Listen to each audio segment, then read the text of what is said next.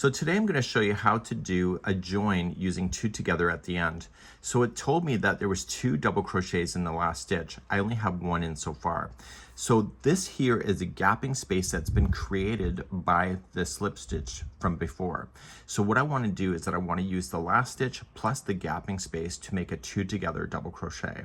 So I wrap the hook, I go into the space that I'm supposed, or a stitch that I'm supposed to go into, yarn over, pull through, yarn over, pull through 2 and hold. I don't finish. And then I go right into here. This is not a stitch. This is just a space that's been created. So I yarn over and going into that slip stitching space, and I pull through and I pull through 2 and hold. Then I yarn over, pull through all 3.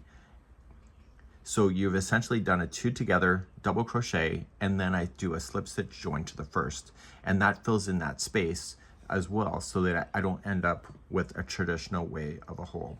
So when I go to start this, in order to get rid of this, you would want to do a chain 3 to start, and then whatever instruction it tells you to do. So it's going to be a double crochet.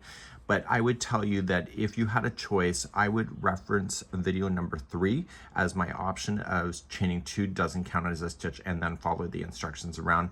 But this is a great option. Let me go around and then show you one more time. So I've come all the way around. The last stitch only has 1 double crochet in it. So what I want to do is that this here is the gapping space created by the slip stitch from before. So I want to use the last stitch and that together as one. So I yarn over and I go into the stitch that I'm supposed to go into, and I yarn over, pull through 2 and hold.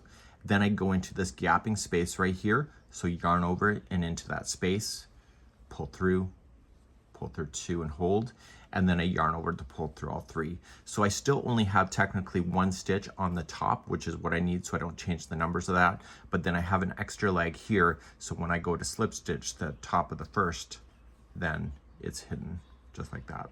And so that's a great way to do it, and I've done this for years, but I prefer number 3 after learning more and more over my crochet career.